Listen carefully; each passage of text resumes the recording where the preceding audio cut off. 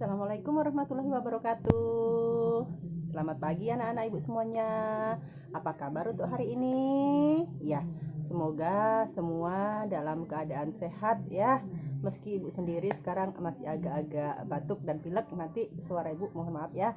Nah, anak-anak ibu semua, pada pertemuan lalu kita telah belajar tentang perkembangbiakan tumbuhan.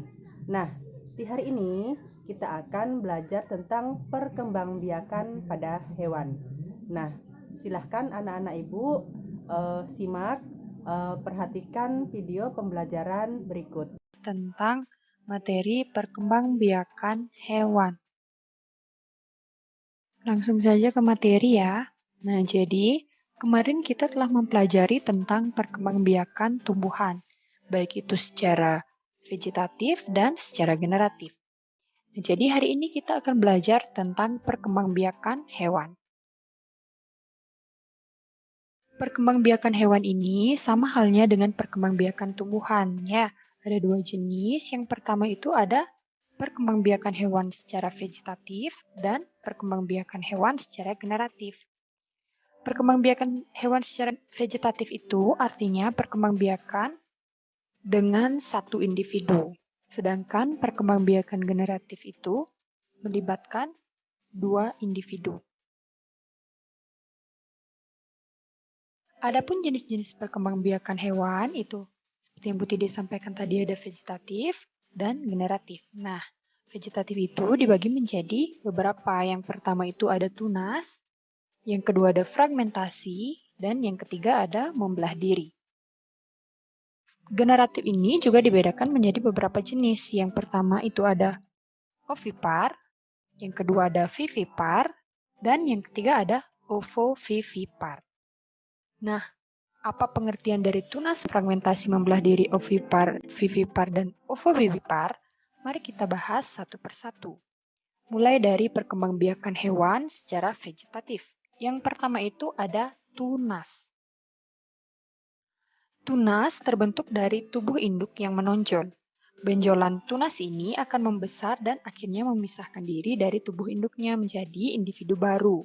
Nah, contoh hewan yang berkembang biak dengan tunas itu adalah hidra. Nah, berikut ini merupakan hidra ya. Jadi seperti pengertiannya tadi, tunas itu terbentuk dari tubuh induknya yang menonjol. Jadi tunas itu adalah ini ya. Nah, jadi tubuh yang menonjol ini lama-kelamaan akan berkembang. Setelah dirasa cukup umur, maka tunas ini akan terlepas dari tubuh induknya dan nantinya akan menjadi individu baru. Yang kedua yaitu ada fragmentasi.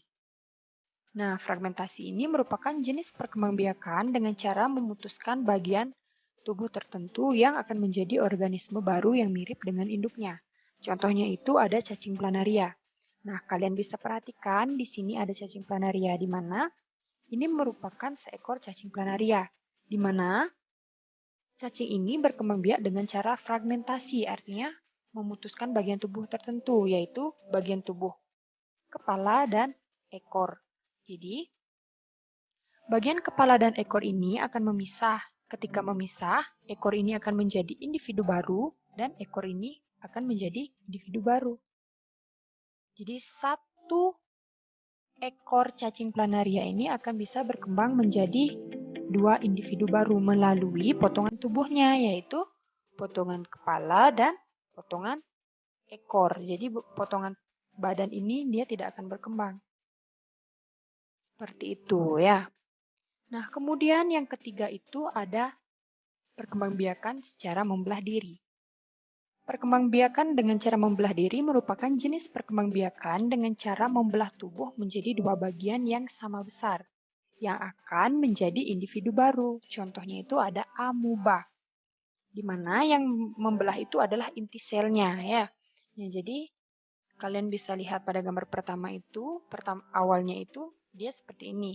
Kemudian yang kedua dia akan mulai memisah. Jadi inti selnya itu mulai memisah.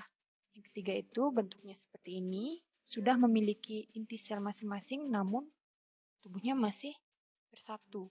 Kemudian yang keempat mulai memisah.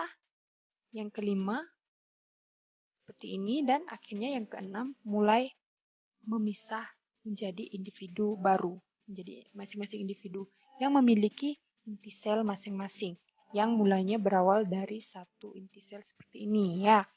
Nah, jadi itu perkembangbiakan membelah diri. Kemudian yang kedua yaitu perkembangbiakan hewan secara generatif. Artinya melibatkan dua individu. Nah, adapun jenis perkembangbiakan hewan secara vegetatif yang pertama itu ada ovipar atau bertelur, atau hewan yang berkembang biak dengan cara bertelur. Nah, adapun ciri-ciri dari hewan yang bertelur, yang pertama itu tidak memiliki kelenjar mamai atau tidak memiliki kelenjar susu. Yang kedua, tidak memiliki daun telinga. Kemudian yang ketiga, tidak menyusui anaknya. Yang keempat, mengerami telurnya hingga menetas. Nah, contohnya itu apa? Yang pasti itu ayam ya. Selain ayam, ada bebek, angsa. Kemudian ada pula ikan. Jadi ikan, ayam, bebek, angsa itu adalah hewan yang termasuk hewan bertelur atau ovipar. Kemudian yang kedua itu ada vivipar atau beranak atau melahirkan. Jadi ada pun ciri-ciri hewan vivipar yang pertama itu memiliki kelenjar mamai atau memiliki kelenjar susu. Yang kedua memiliki daun telinga. Yang ketiga induk melahirkan dan menyusui anaknya. Dan yang keempat itu termasuk hewan mamalia serta memiliki rahim. Nah, ada pun contohnya yaitu anjing ya, anjing. Nah, kalian bisa perhatikan di sini anjing memiliki daun telinga. Kemudian memiliki kelenjar mamai, menyusui anaknya, dan lain sebagainya. Selain anjing, contohnya itu ada lumba-lumba. Nah, meskipun lumba-lumba hidupnya di air, tetapi dia termasuk hewan mamalia. Dia melahirkan anaknya ya, jadi dia menyusui anaknya juga. Jadi lumba-lumba termasuk hewan vivipar atau beranak. Selain anjing, lumba-lumba itu contohnya ada kucing, kuda, domba, sapi, dan lain sebagainya ya. Nah, berikutnya yang ketiga itu ada ovovivipar atau bertelur dan beranak.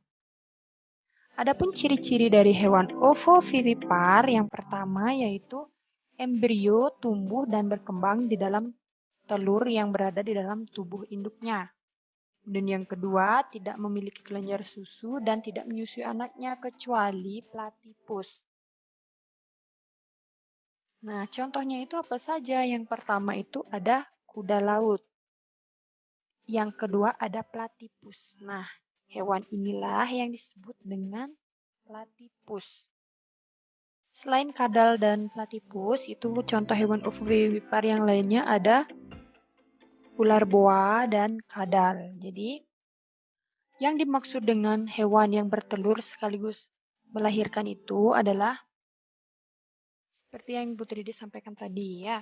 Jadi, embrio yang berkembang di dalam telur yang masih berada di dalam tubuh induknya, kemudian setelah cukup umur, anak hewan tersebut menetas di dalam tubuh induknya, kemudian dilahirkan oleh induknya kembali seperti itu ya. Jadi berbeda dengan hewan ovipar. Kalau ovipar itu embrio yang ada di dalam telur akan dikeluarkan keluar tubuh induknya.